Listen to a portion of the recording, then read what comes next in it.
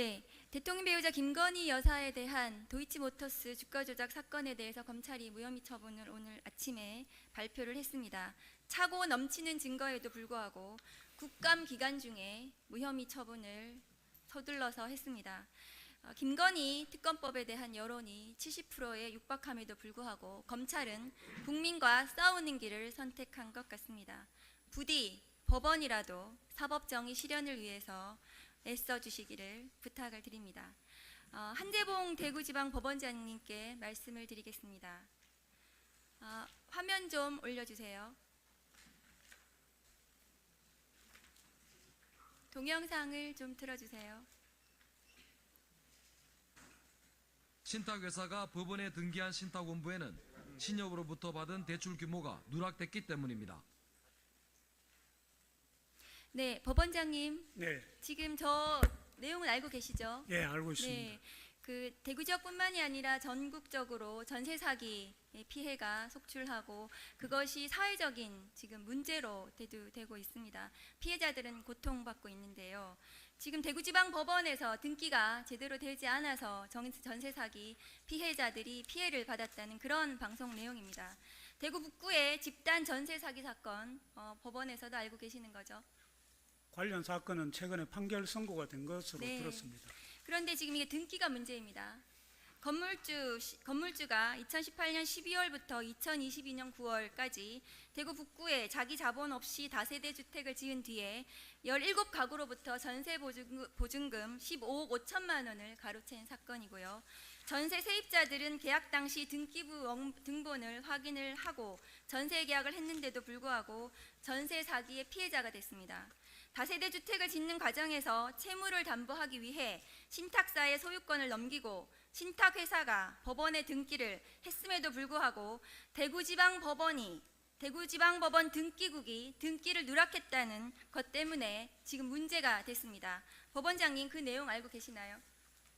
예, 알고 있습니다. 네. 그래서 작년에 전세 사기 의혹이 불거지고 나서야 신탁회사가 법원에 신탁원부를 6년 만에 수정 등기를 한 건 맞습니까?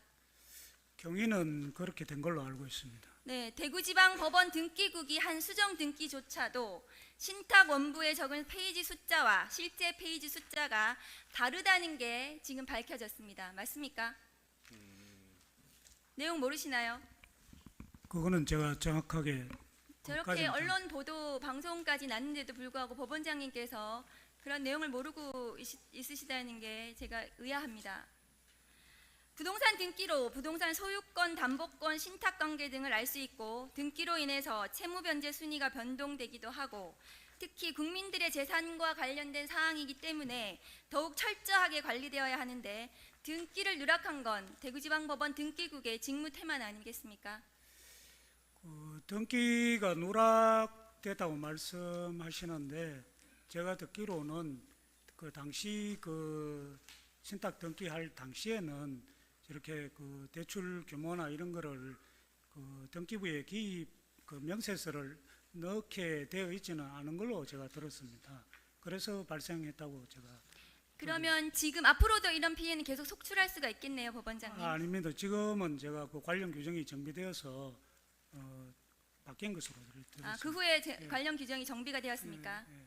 네, 그래서 지금 전세 사기 피해가 15억 이상 발생을 했고 피해자들이 고통받고 사망한 피해자도 있었던 것 같습니다.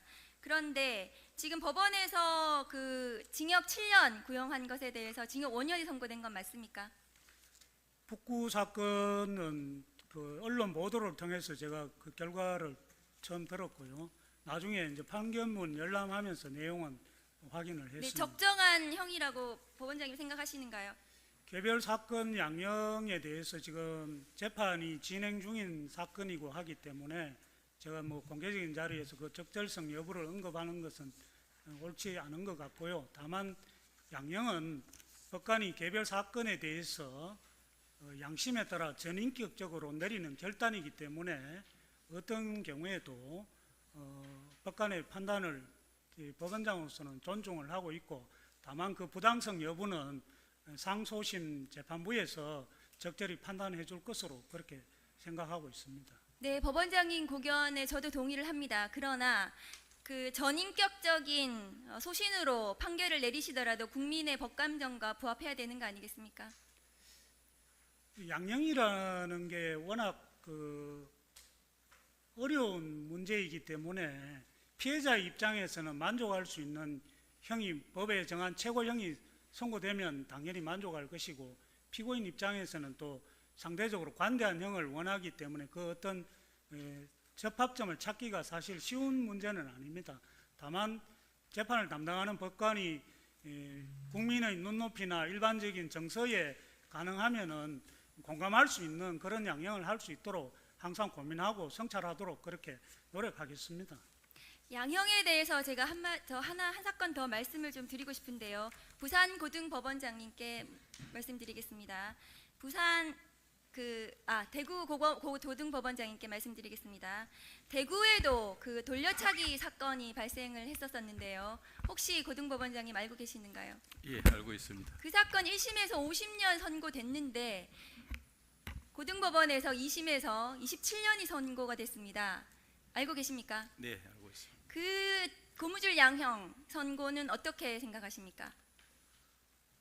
뭐 지금 우리 지방법원장님께서도 이야기하신 것처럼 이 독립된 사법기관인 재판부가 여러 가지 사정을 고려해서 내린 그 구체적 사건에 관한 사법 판단에 대해서 행정 책임자인 법원장이 양형의 당부에 관해서 자세히 언급하는 것은 적절하지 않습니다만은 이 사건은 사실 양형 기준상의 근거형의 범위가 제가 보기에는 징역 10년에서 이상 50년 이하입니다. 이 양형 범위가 아주 편차가 큰 그런 사건이었고, 그리고 이 사건에서 1심과 항소심 사이에 선고의 편차가 심하게 된 이유는 의원들께서 해당 아마 1, 2심 판결문을 다들 보셨을 것이라 생각합니다. 이 사건은 항소심에서는 양형조사를 통해서 그 여러 가지 그 새로 밝혀진 여러 사정뿐만 아니라 이 대구지방법원 또는 지원에서 선고되는 각종 합의부 사건, 그리고 각 합의부 판결들의 양형 편차를 조정해야 될 의무가 또 항소부가 가지고 있고, 또 법정력이 더 중한 다른 범죄의 또 양형, 이런 이걸 종합적으로 고려해서 항소심에서 양형을 정해야 됩니다. 이런 여러 가지를 고려하다 보니까 아마 재판부에서는 1심의 형이 좀 과중하다고 생각해서 다른 양형, 다른 범죄 사건 또 유사한 사건의 양형을 참작해서 아마 그렇게 감형을 하지 않았나 그렇게 짐작을 합니다. 네, 이상입니다. 네, 수고하셨습니다. 다음으로 존경하는 이건태 의원님 질문해 주시죠. 예, 경기 부천시 병 출신 이건태 의원입니다. 저는